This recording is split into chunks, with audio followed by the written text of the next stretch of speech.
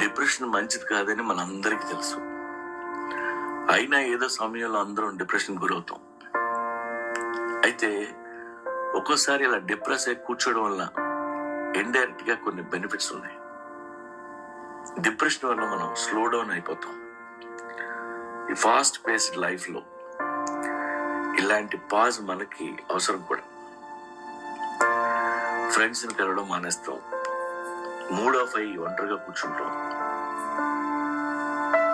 లో mood puts you in deep thinking. మీ అలవాట్ల గురించి, మీ సంబంధాల గురించి, మీరు వెళ్తున్న దారి గురించి మిమ్మల్ని మీరే ప్రశ్నించుకుంటారు. చాలా నిజాయితీగా మిమ్మల్ని మీరు విశ్లేషించుకుంటారు. మీలో అనలిటికల్ థింకింగ్ పెరుగుతుంది. మిగతా వాళ్ళతో పాటు మీరు చేస్తున్న తప్పులు కూడా మీకు అర్థమవుతాయి. ఎవరికో మీరు చెప్పిన సమాధానాలు మంచిగా లేవని మీకు అర్థమవుతుంది. లేదా కొంతమందితో అలా ప్రవర్తించకుండా ఉండాల్సింది అని మీరు ఫీల్ అవుతారు. మీరు ఎందుకు వెనుకపడ్డారో, ఎక్కడ దారి తప్పుతున్నారో తెలుసుకుంటారు. ఇంతకు ముందు మీరు సీరియస్ గా తీసుకున్న విషయాలు సిల్లీ థింగ్స్ అని అర్థమవుతుంది. డిప్రెషన్ గురైన వాళ్ళు బాధని చాలా అర్థం చేసుకుంటారు. మిగతా వాళ్ళ పెయిన్ కూడా వాళ్ళకి ఇంతకు ముందు కంటే బాగా అర్థం చేసుకుంటారు. దానివల్ల మీరు లెస్ జడ్జ్మెంటల్ గా తయారవుతారు. మీలో ఎంపతి పెరుగుతుంది. మీ రిలేషన్స్ బెటర్ అవుతాయి. మీరు ఒక ఆర్టిస్ట్ కానీ, రైటర్ కానీ, మ్యూజిషియన్ అయితే డిప్రెషన్ తర్వాత మీ నుండి వచ్చే వర్క్ చాలా మీనింగ్ఫుల్ గా ఉంటుంది. ఇవన్నీ చదివినాక డిప్రెషన్ చాలా మంచిదేమో అనుకోకండి. డిప్రెషన్ మంచిది కాదు.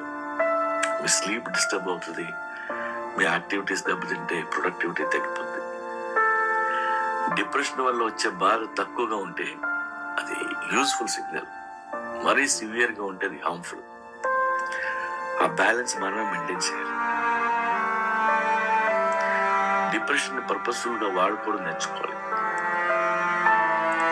One small crack doesn't mean you are broken. మీ ఫీలింగ్స్ అన్ని నిజమే, మీ కష్టాలు నిజమే, కానీ అవి పర్మనెంట్ కావు. విక్టర్ హ్యూగో ఒక మాట చెప్పాడు, even the darkest night will end and the sun will rise. ఒక కుర్రాడు కట్టిక పేదరికంలో పుట్టాడు.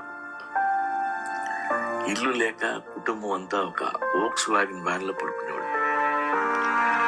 చిన్నప్పుడు ఆ కుర్రాడు చాలా డిప్రెషన్ గురయ్యాడు. పేదరికాన్ని మర్చిపోవడానికి అందరినీ నవ్వించడం మొదలుపెట్టాడు.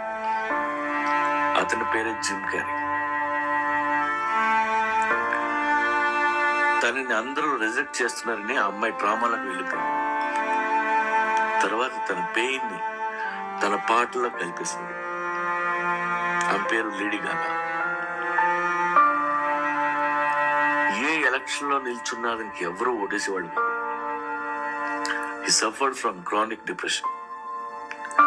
ఆ తర్వాత ప్రపంచంలో మోస్ట్ రెస్పెక్టెడ్ లీడర్ అయ్యాడు. అతని పేరు అబ్రహాం లింకన్.